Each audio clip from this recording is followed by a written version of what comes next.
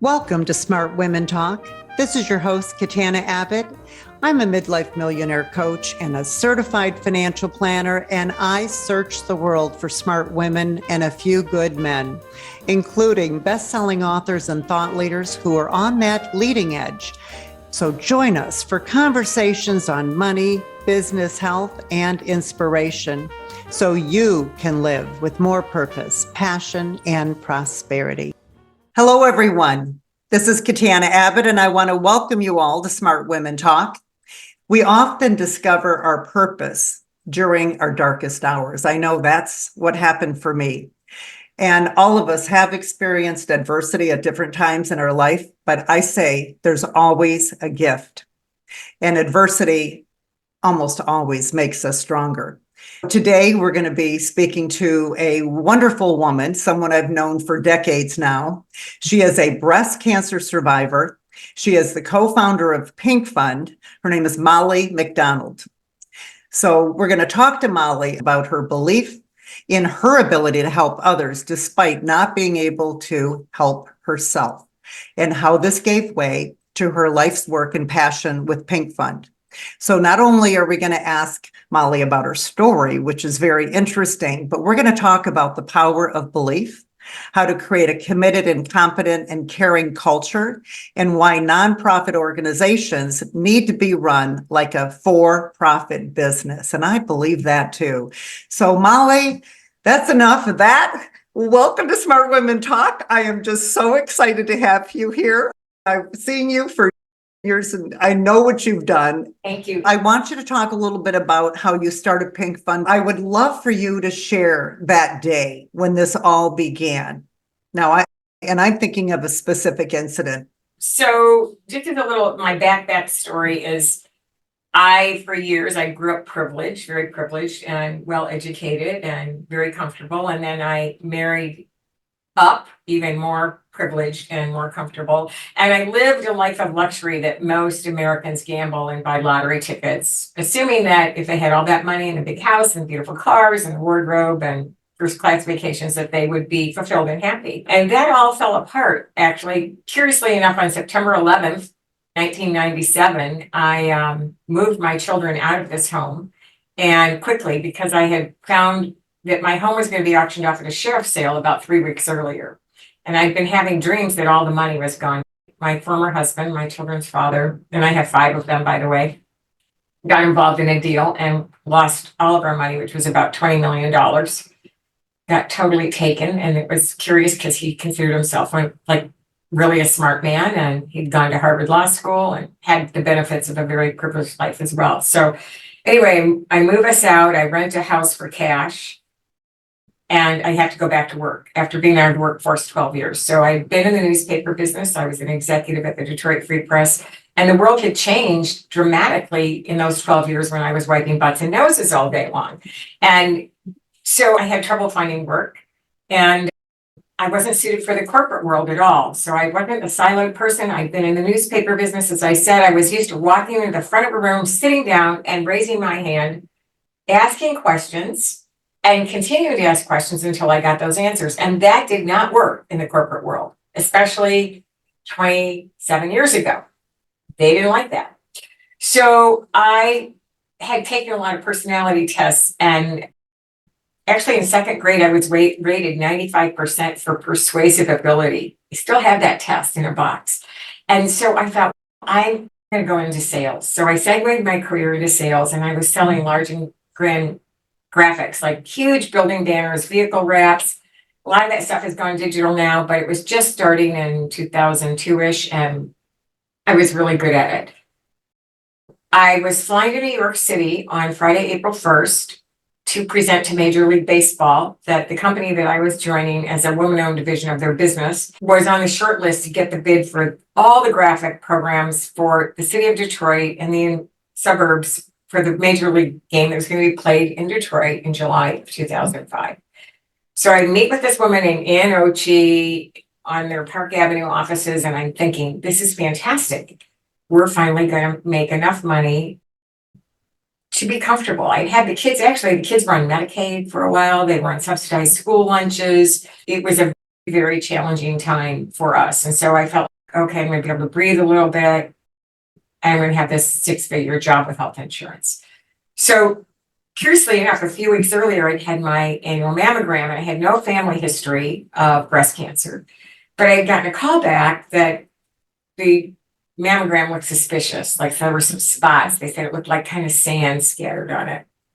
And so I had a biopsy, and I finished my meeting with Ann OG. I jump in this cab. I'm on my way back to LaGuardia. I'm like, I've sealed this deal and everything's going to be great. And my cell phone rings and it was a clam. I popped it open and it's my OBGYN who delivered all 5 of my children, now delivering this news that I had breast cancer. And of course, I didn't hear anything after that except, can you come into my office on Monday? So this was a Friday and I had the whole weekend to be worried about it and concerned. And I had a friend who had breast cancer and she came over and brought over Dr. Susan Love's breast book for me to read. And it's known as the Bible and still is known as the Bible for breast cancer. And new edition just came out posthumously. Dr. Love died last fall. And so it just came out and that resulted in me losing my job. So now I don't have a job. And I can't get a job because I have to have treatment. You really can't go and interview and say, oh, I'm going to have to go have radiation every day for 6 weeks. And of course, I didn't know what all this meant at that time. And I had a COBRA premium. And for those listeners who don't know what that is, here in the US, if you can't work, you lose your job, you can maintain your health insurance for up to a year on this COBRA premium, which is an acronym for something I can't tell you. But it was $1,300 a month in 2005. And I had nothing. And I was SOL. So I started doing some freelance work. I was remarried. I am still married to this wonderful man. I call him Tom Terrific. And the reason I call him Tom Terrific is you have to be terrific or insane to marry a twice divorced, middle-aged woman with 5 children, night sweats, and a mildly demented mother. Tom took us all on. And so Tom is a piano technician on the concert stage. He'd actually been the piano technician for the Detroit Symphony Orchestra for 25 years. And his work was spotty. He was no longer with the orchestra. And so we never knew when he was going to be working and where the money was coming from. But we were able to pay the COBRA premium. But I couldn't make the house payment for this house that I had rented for cash in 1997. And my mother at 80 procured a 30-year mortgage so the kids and I wouldn't be homeless on the condition that I would make the payments. Now I can't make the payments. And my mother at this point is now in assisted living. And the house falls into foreclosure. Now, at that time, I was under a 17-year workout with the IRS because my name had been forged on our income tax by my husband's office manager. And so I owed the IRS about $1 million. I was an innocent spouse, but I had been advised by an IRS agent. I hired some attorneys. I'd been advised by an IRS agent to remain uncollectible just in case. So because of this lien on me, I couldn't rent an apartment. I couldn't buy a car. I clearly would never be able to get the mortgage, which was curious that my mother at 80 in 1998 could get a mortgage. That's funny. And I didn't have a credit card. I had nothing. I had no way to even support us. I had no credit. I had nothing. So we were really in a mess. So it was a really terrible time. I will say that it did get to the point that I thought that my children might be better off without me. I wouldn't say serious suicidal ideations, but I had thoughts of taking myself out because I had a $500,000 life insurance policy. And I thought if I could make this look like an accident or something, then they won't be homeless. Because I really thought we're going to be homeless. This is the end of the road here for us. We've been through a lot of struggles since 97. It was those 8 years. And I just couldn't see a way out. So God really sending you this experience to lead you to your purpose. Yes. Yes. So I go to the hospital social worker and can somebody help me with any of this? And they said no. They offered me a $50 Kroger gift card, but there was nobody helping with any of this at the time. And this side effect now has a term called financial toxicity, but that term was not coined until 2013 by two doctors, Dr. Yusuf Safar and Amy Abernethy at Duke University, who have studied financial toxicity and the mental, emotional, and financial side effects it causes for families that can result in medically related bankruptcy and all other kind of challenges, and ultimately potentially homelessness. And I'm thinking it also causes literal medical issues, cellular issues in the body. Oh, yeah. And I was just reading something earlier today called weathering. Have you heard about weathering with women? No. Joanne Armstrong, who's the head of women's health for CBS Health, and you can find her on LinkedIn, had a post about weathering.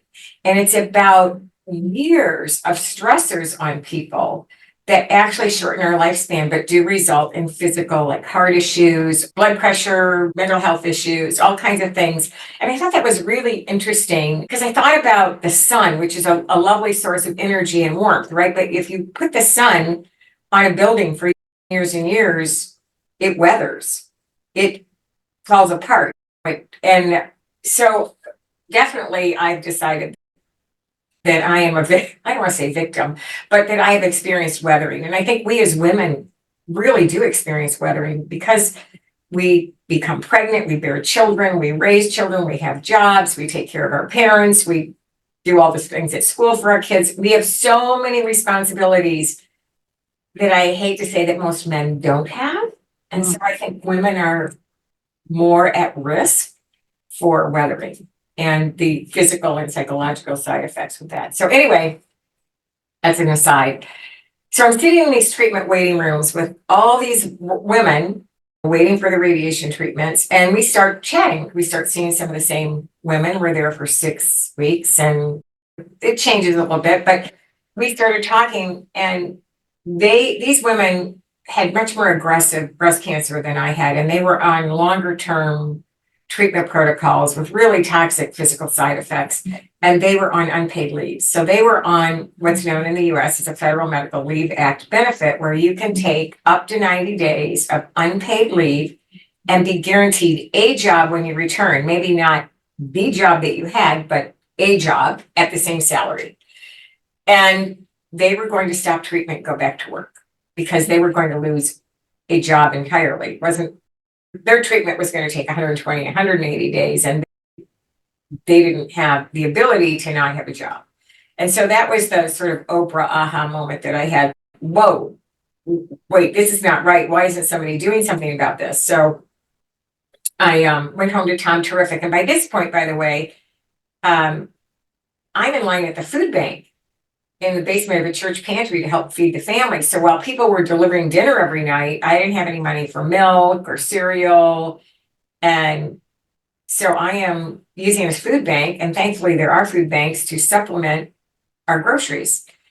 That was probably the most humbling time of my life because I'd been the woman who once had the groceries delivered and thought that going to the grocery store was kind of not something I should have to do, you know?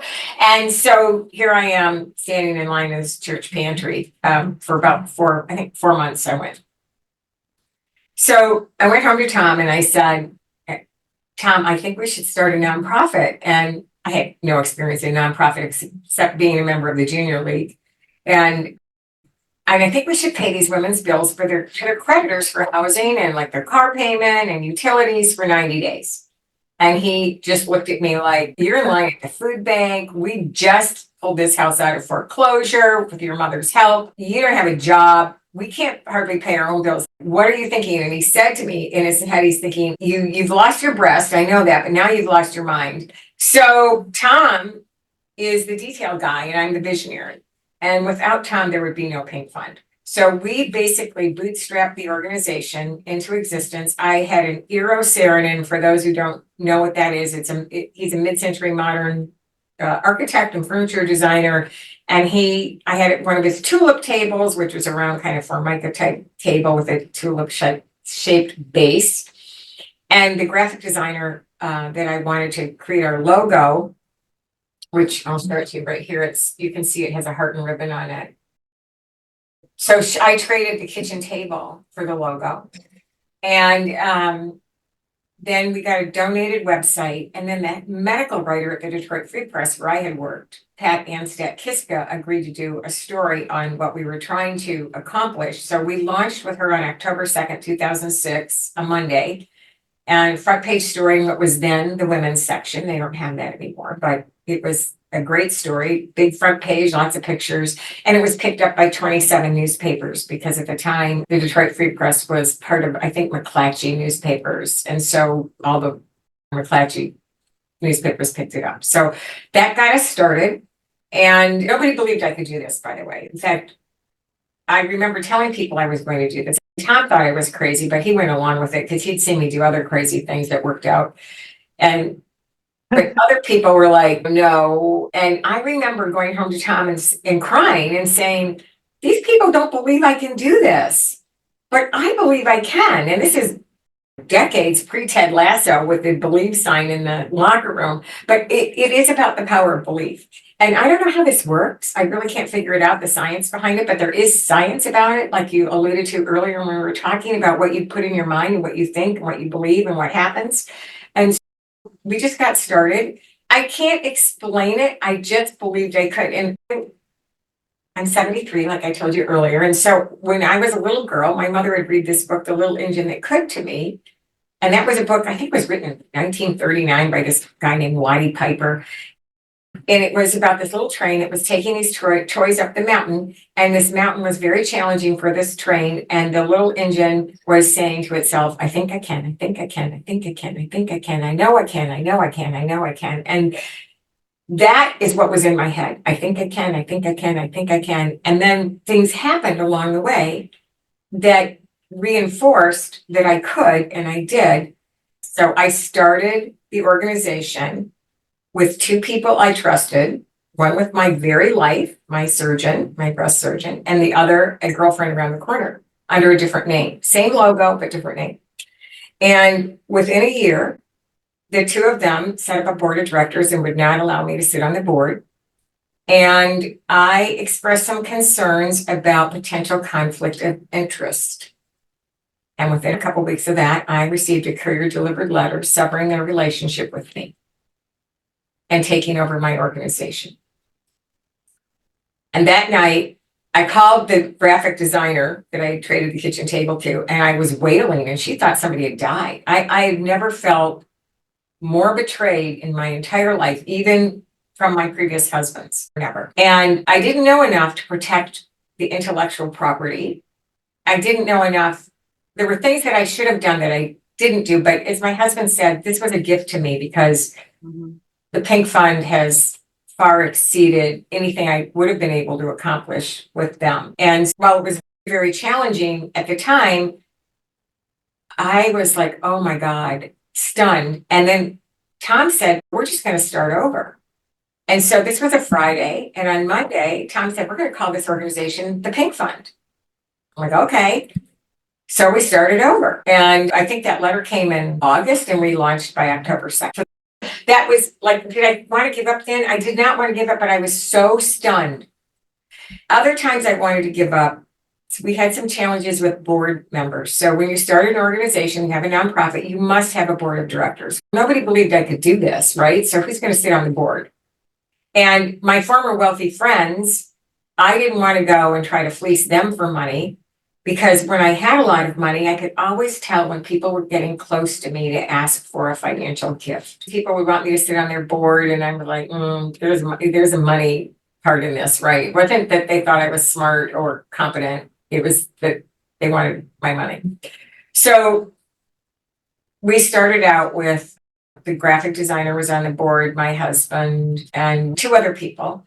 And those two people then voted my husband off the board. And they basically bullied the graphic designer and she resigned. And so now they tried to take over. It turned out that one of them had violated the bylaws of the organization. And we called a nonprofit consultant and she came in and we had a meeting at the Bloomfield Township Library where she laid out on a whiteboard what had happened, what they had done, and how one of them was going to be financially liable for leasing office space and signing a contract that was outside her area of responsibility. And so she resigned, and then the other one resigned. So that was a time when I thought I was going to give up, where I'm like, oh my God, again, these two people that I trusted, that I knew. So the first two people I trusted screwed me over. And then these two people were trying to take over. And that's when I said to Tom, you know what? And I had a full-time job at the time too. So I'm working because I had to work. The organization didn't pay me. I didn't get paid for 6 years. And we didn't have anybody on the payroll for 6 years. It was all volunteer. And so I said to Tom, I'm just going to fold in a towel. And he looked at me and he said, if this is going to get you, then you're not the right person for the job. So just step away and give up. And that pissed me off. So I'm like, well, okay. So for our audience, tell us the mission, what the fund does, because I want to share something that when I first met you, I think we were at a golf outing or something. Maybe there was a different time, but I remember the pink piggy bank. Oh, yeah. That you started with and leaving it with retailers that had a cash register. And so people would put donations in there. But to this date now, you have raised $7.8 million. Oh, no, we've not raised that. We've given that out in bill payments. In bill payments? Yeah, we've raised more. About what you guys actually do. Because we're very simple. The mission is very direct. We pay bills to patients' creditors for housing, so that would be mortgage or rent, transportation, car payments, car insurance, utility payments, and health insurance for 90 to 180 days. These are patients who are in active treatment for breast cancer, and the household has experienced a loss of income. In the beginning, it had to be the patient who was on either a leave or lost their job. So they've lost their income. Because of COVID, and we saw what happened then, we opened the doors to if somebody in the household lost their income, because that does affect your ability to pay your non-medical bills, your basic cost of living household bills. So the criteria for getting help for us is that somebody in the household is in active treatment for breast cancer, which means they are undergoing or have undergone surgery. They're going through chemotherapy or radiation. It does not include reconstruction, unless that's all packaged into the same time period. But if you have a delayed reconstruction or a delayed surgery, that's not considered active treatment for our purposes. And it does not include what are called aromatase inhibitors, the oral pills that can help to prevent recurrence, which sometimes are prescribed for 5 to 10 years. So it does not include that. It was really designed that you've lost some household income, and your side effects from treatment make it very challenging to work at all. What you went through. It's exactly what you experienced, Molly. Mm-hmm. Yeah. So exactly. That was your training ground right there. Yeah. It was predicated on my personal experience. Empathy. So to get help from us, your household income has to be at or below 500% of the federal poverty level. And that chart is on our website. And I think this year, we always fix it with the cost of living. So I think for a single individual in the US, 500% of the federal poverty level is around $75,000. Now, this is for the whole country. So if you're making $75,000 and you're in LA or Boston, New York, Miami, you're at a much lower poverty level for those states and counties. But it allows us to rope in the middle class, which is completely knocked out of any social support programs. So no Medicaid, no food support, no rental support, nothing. If you are in this so-called middle class. And those people are really in jeopardy of losing so much, and they can fall into the lower class very quickly. So that's how that was designed. Our payments are $3,000 to $6,000 in total. Curiously enough, we've talked about this, that our payments have not kept up with the cost of living. So if we were to take that $3,000 that we started giving away in 2006, that in today's dollars would be $4,475. So we really should, with the right funding, be bumping that up to $4,500. But we don't have enough money to do that yet. Look at you with your yet. Yet.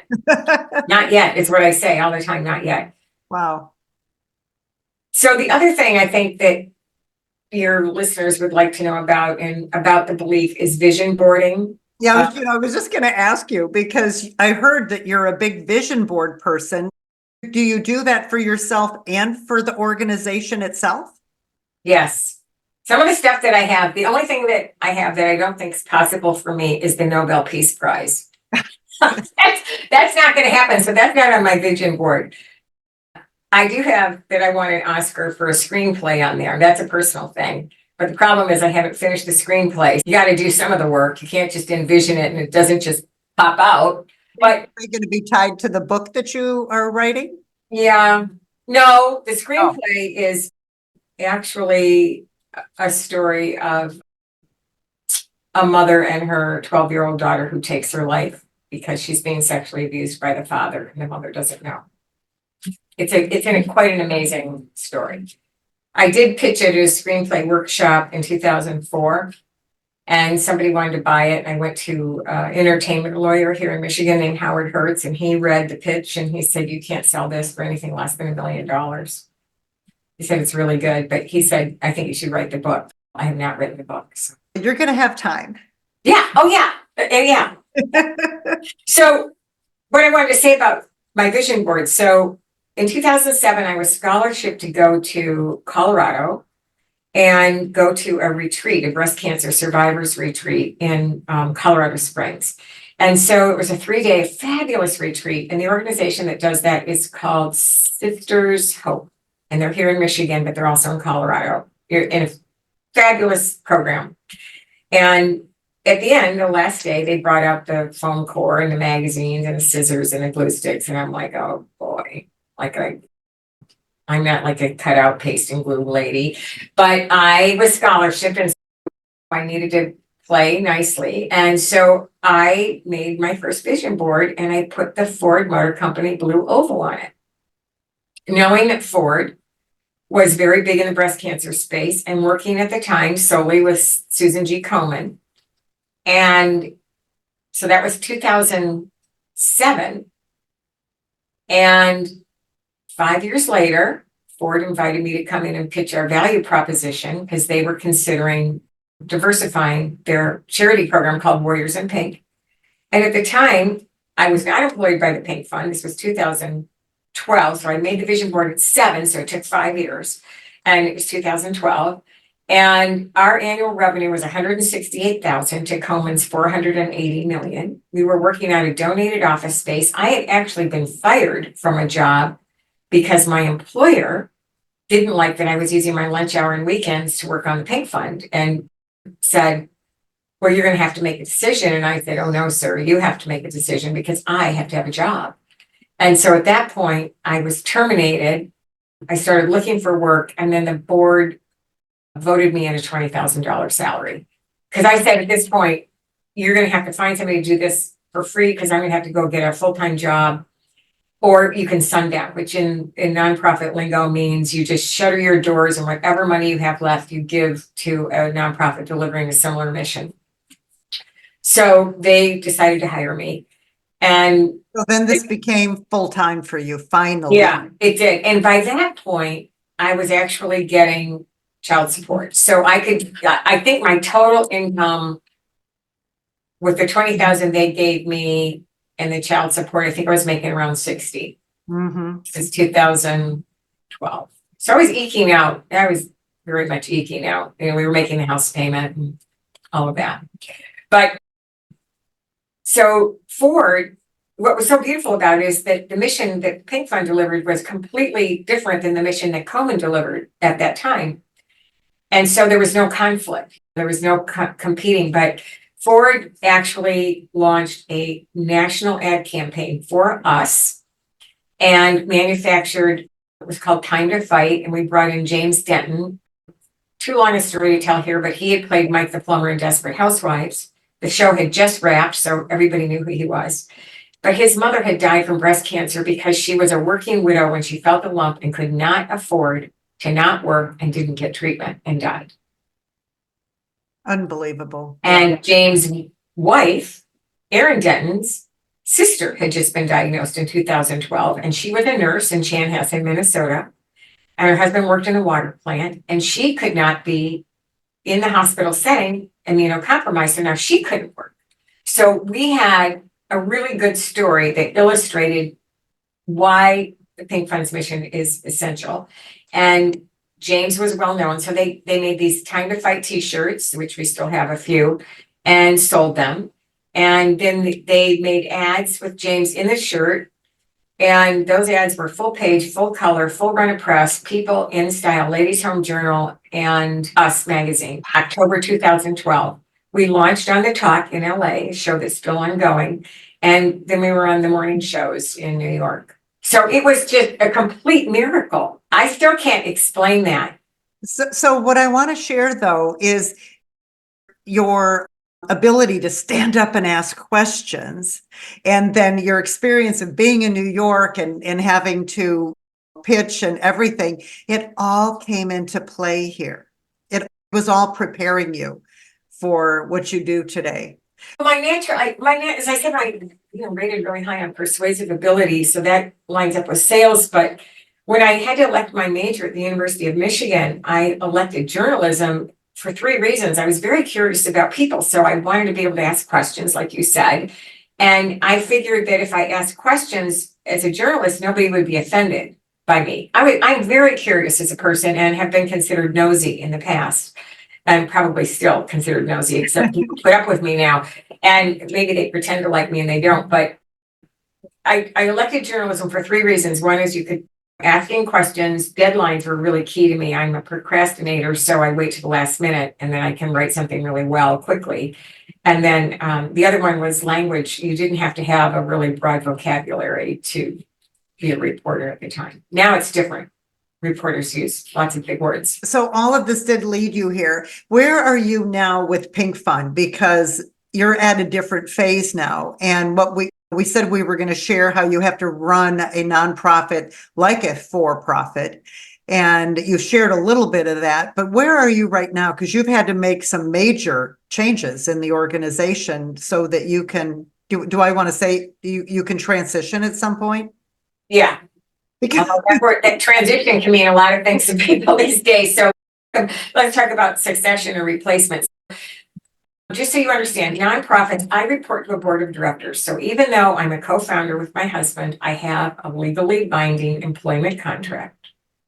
I get performance reviews.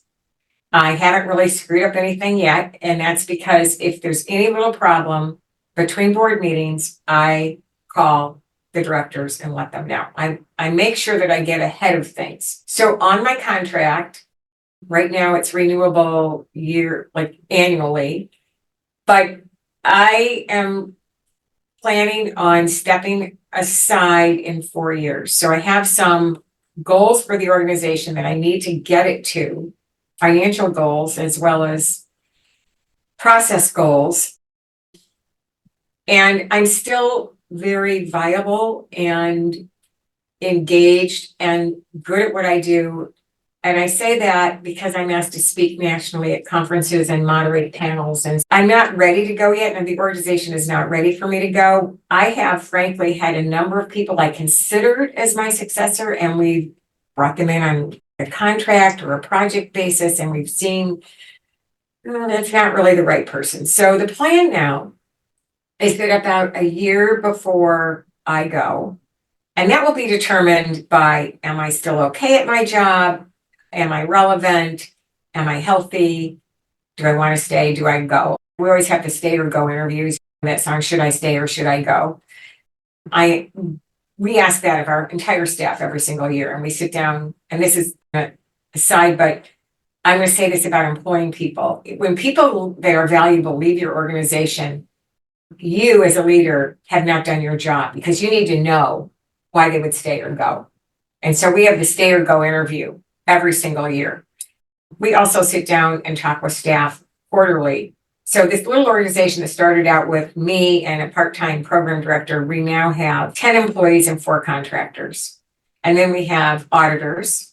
So we get audited every single year. That's required by the IRS, but it's also very important to make sure that nobody is walking away with money. We have a lot of checks and balances in place. We have a treasurer. She's a director with Ernst & Young. We have an accountant who balances the books and provides the profit and loss statements every month to the full board. And we have somebody, an IT person who's on contract, a controller, And then on the development team, we have 4 people. Those are the people that raise the money to support the program. And on the program side, we have 3.5 people. So when I talk about nonprofit, running it like a business, nonprofit is a tax status. It doesn't mean no profit and it doesn't mean no paycheck. And when these organizations wave their flag and say, hey, we're all volunteer, good for you. But you know what? Volunteers come and go. And companies like Ford Motor Company are not going to invest in an all volunteer organization. They just aren't. They want to know that their sustainability, that their money is going to be, and I won't say that because an all volunteer organization can do a great job, but I don't think it's sustainable. And I've seen things happen with all volunteer organizations that don't work out. The other thing is people think nonprofits, you shouldn't make a lot of money. No, you shouldn't make a whole lot of money, but you need a reasonable paycheck to live. So I won't pay anybody less than $50,000 a year unless they're part-time or a young person just starting out, because you can't live on it. Mm-hmm. And if you are nervous about money, 1 or 2 things are going to happen. You're going to get a second job, or you're not going to be able to do your job.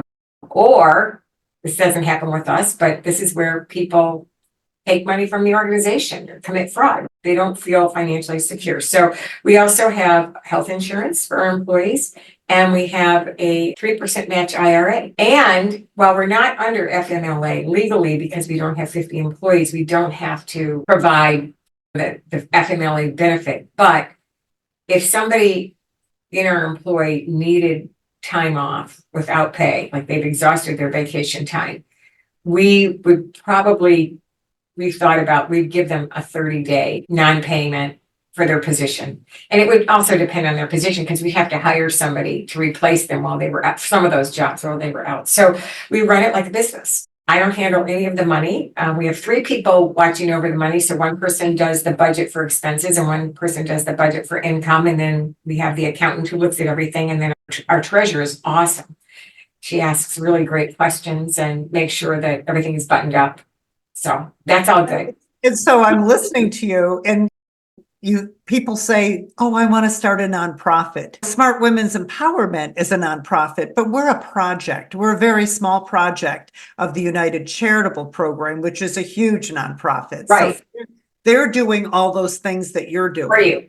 Yeah. And so we're just a project, and they have forms and stuff and rules, and they take care of us so we don't get ourselves in trouble. But it is a big responsibility. So I'm glad you shared that with us. I know everybody is interested in learning more about the Pink Fund. How do they find you? Yeah, you can Google breast cancer financial aid, but you can just go to pinkfund.org. We're also on all the social channels, Facebook and LinkedIn, and I think we're doing some TikTok. We have a marketing specialist and Instagram. And here's another thing that's curious is we were such a small organization for so long. Until 2016, we were 3 people, and we only added in 2 development people in the last year. And we had to add that in because we had such a huge increase in requests for support. We had to raise more money. So you have to raise money in order to support the program. For those that want to donate, it's just right there on the website. You can donate online. It's very easy, and we acknowledge your donation immediately by email and also by US mail. Or you can send a check to the Pink Fund, and the address is on the website. But there's an amazing video there that has just won the Gold Award for Health Advocacy, developed by a woman-led agency called Ludwig Plus.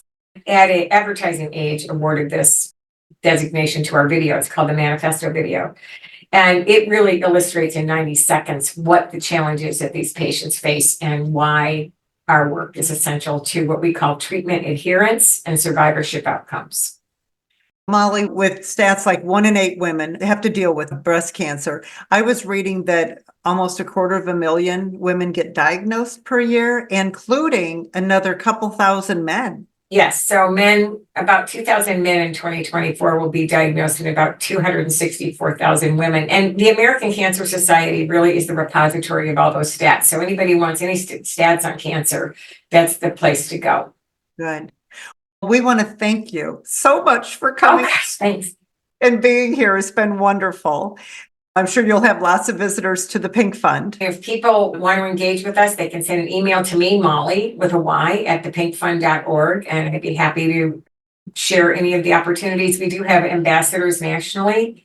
And then here locally in the Metro Detroit area, we have opportunities to engage. We also have every second Monday of every month is when all the patient files go to committee, which is a group of volunteers. And by the way, no employee of the Pink Fund is allowed to make funding decisions as to who gets support. By the way, the money goes directly to the creditors, so the patients don't get any funds directly. So we don't make any of those decisions, and those volunteers work in pairs or threes to avoid any kind of intrinsic bias about a file or a person. And if there's any kind of discussion or disagreement in that group of 2 or 3, then it goes to another group to look at the file. So wonderful. That's good to know. So again, Molly, thank you. This has been so wonderful having you back. Thank you for the opportunity. And thank you for being so open, because you shared very openly today. I will say that what I share, I did not share to discredit anybody. I just shared that these are hurdles that you have to overcome. I never want to really disparage anybody, but lots of us have things that happen to us that can really take us to where we're not going to be resilient, or we just start over. Thanks so much. It's good to have you. All right, everyone. Thanks for being here with Smart Women Talk. When you join our list at joinsmartwomen.com, you'll know who our guests are. You'll have actual emails telling you when the shows are being aired. And when you watch the show or listen to the podcast, please be sure to subscribe and share it. Thanks so much for being here. Until next time, go out and live with more purpose, passion, and prosperity. Smart Women Talk is brought to you by Smart Women's Empowerment, a 501c3 nonprofit project of United Charitable. Music by Bill Lucas from his album When It Rains. Available on Apple Music and Spotify. Catch us wherever you listen to your favorite podcast, and be sure to join our free community at joinsmartwomen.com to access all our free Smart Women resources.